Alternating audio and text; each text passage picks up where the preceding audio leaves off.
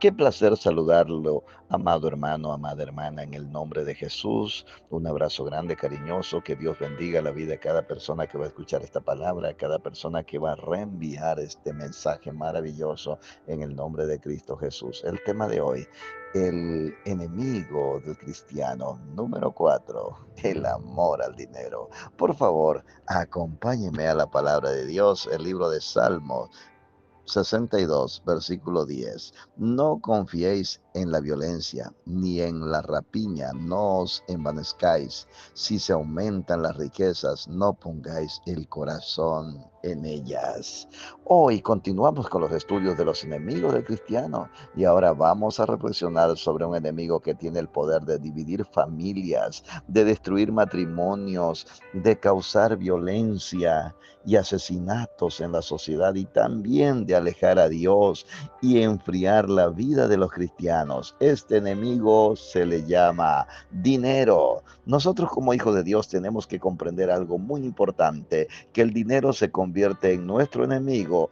Que tenga poder de dañar nuestra vida depende de cada uno de nosotros, del lugar que le demos al dinero en nuestra vida.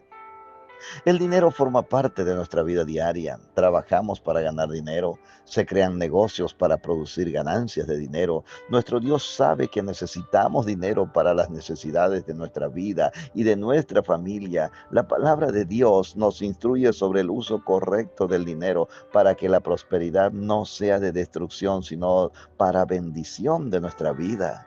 Veamos qué nos enseña la palabra de Dios sobre la perspectiva de Dios sobre el dinero y es la que nosotros debemos tomar para nuestra vida. Número uno, Dios quiere prosperarnos, pero no quiere que pongamos nuestro corazón en las riquezas, tal como hemos visto aquí en el versículo 10. El versículo es claro, las riquezas pueden aumentar en nuestra vida, pues Dios bendice al cristiano esforzado, al que trabaja con diligencia, al que no es perezoso, sino que aprovecha bien su tiempo. Pero Dios no quiere que las riquezas, es decir, el dinero sea el centro de nuestro corazón. Que nuestro corazón se llene de avaricia y de materialismo y que nos olvidemos de Dios por poner el corazón en las riquezas, que el dinero, mire, poner el corazón en las riquezas, hermanos amados. Esto es algo bastante complicado porque significa que el dinero se vuelva nuestro todo, nuestra esperanza, nuestro refugio, tal vez nuestro consuelo, pues el único que puede ofrecernos la esperanza, refugio y consuelo verdadero, ¿sabe quién es? Nuestro amado Dios. Número 2, tener dinero no es pecado. Sí, es pecado amar al dinero. Lea conmigo Primera de Timoteo, capítulo 6, verso 10. Porque raíz de todos los males es el amor al dinero, el cual codiciando algunos se extraviaron de la fe y fueron traspasados de muchos dolores. La palabra de Dios nos muestra que algunos de los grandes hombres de fe eran personas que tenían muchas riquezas. Por ejemplo, ahí vemos una palabra maravillosa en el libro de Génesis, capítulo 13, versículo 2. Nos habla, hermanos amados, de los grandes patriarcas que han tenido mucho dinero. Tenemos que comprender entonces que el dinero en sí mismo no es malo, pero tampoco es bueno.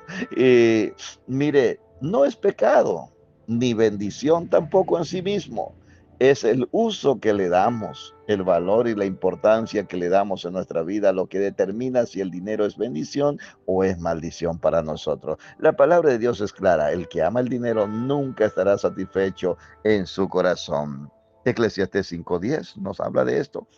El que ama el dinero no se saciará de dinero y el que ama el mucho tener no sacará fruto. También esto es vanidad.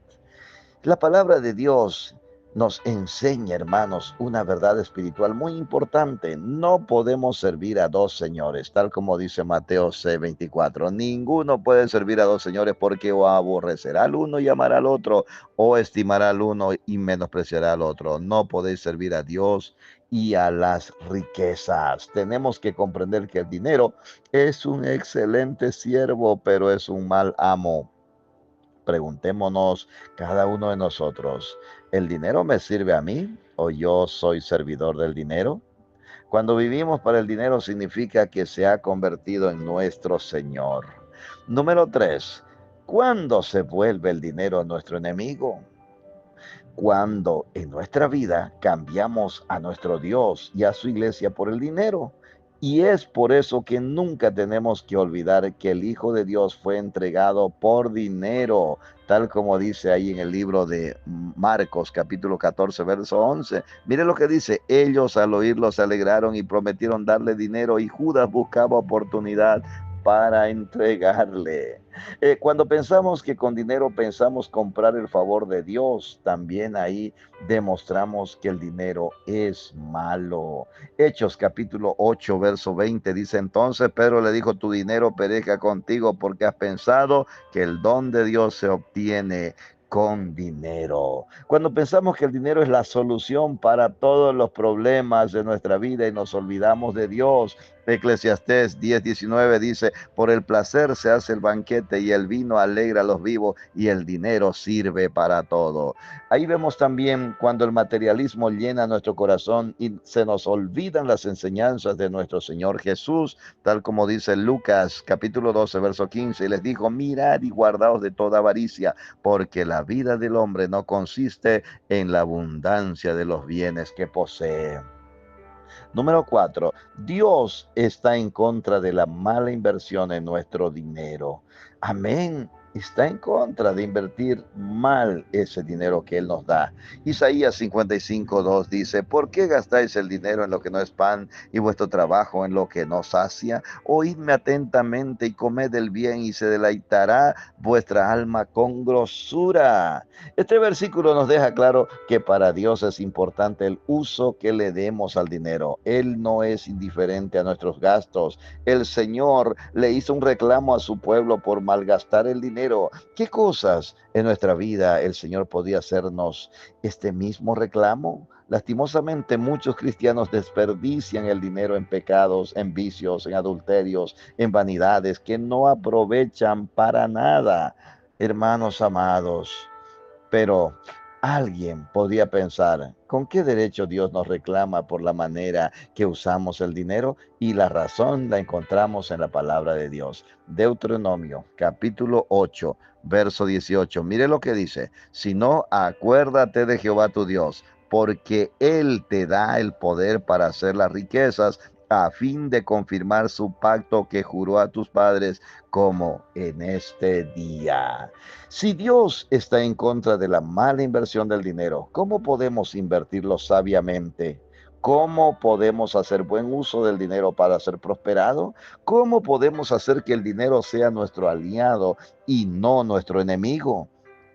Tenemos que invertir nuestro dinero de tal manera que produzca bendiciones, no solamente temporales y terrenales, sino principalmente eternas. Es por eso que tenemos que comprender que la mejor inversión que podemos hacer en nuestra economía personal y familiar es invertir en el reino de Dios, para que su palabra se predique, para que muchas personas sean alcanzadas por el mensaje de salvación de nuestro amado Señor Jesucristo.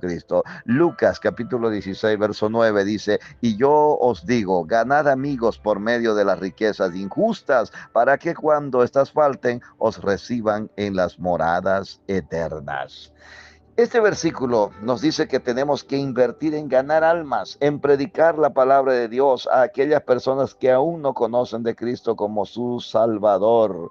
Cuando lleguemos a nuestras moradas eternas, nos reciban muchas personas que nunca conocimos, pero ellos conocieron al Señor por medio del dinero que invertimos para que se les predicara la palabra de Dios. El dinero mal invertido produce amistades temporales, como dice ahí en Proverbios capítulo 14, verso 20. El pobre es odioso aún a su amigo, pero muchos son los que aman al rico. Pero el dinero bien invertido en el reino de Dios produce amistades eternas. Hermano amado, hermana querida, escúchame bien. Nada nos vamos a llevar, absolutamente nada.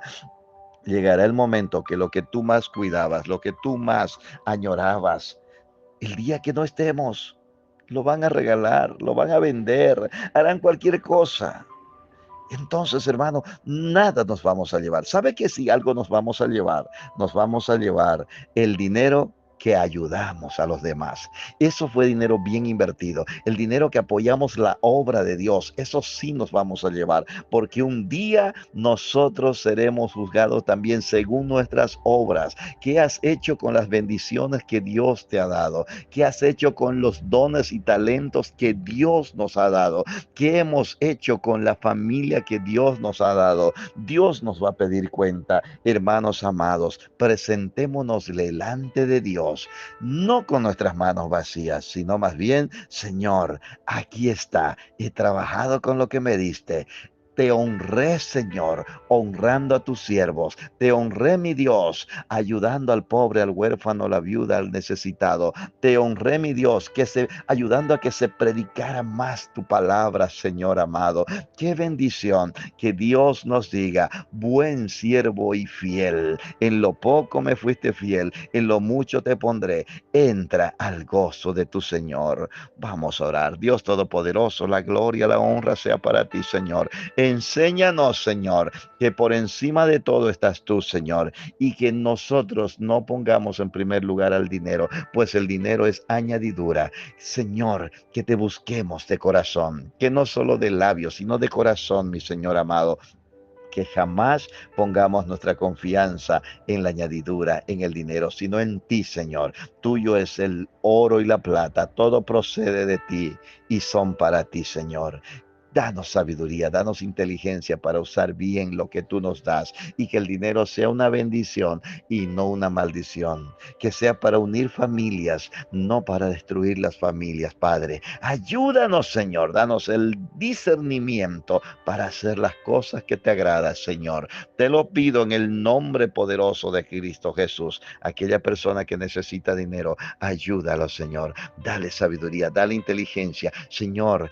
Que le vengan esas ideas frescas, Padre, que se asombran. ¿Por qué yo no supe esto antes? ¿Por qué no se me vino esto antes? Es tu gracia, es tu favor, bendiciendo a aquel que te clama, aquel que te pide. Sí, Señor. Santiago 1:5 dice, y si alguno de vosotros tiene falta de sabiduría, pídala a Dios, el cual da abundantemente y se reproche, y le será dada. Y el versículo 6 dice, pero pida con fe, no dudando. Señor, ayúdanos, aumentanos la fe, Padre, en el nombre de Cristo Jesús. Amén. Amado hermano, amada hermana, que Dios bendiga tu vida. Es el deseo de nuestro corazón.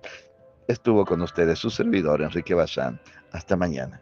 Bendiciones.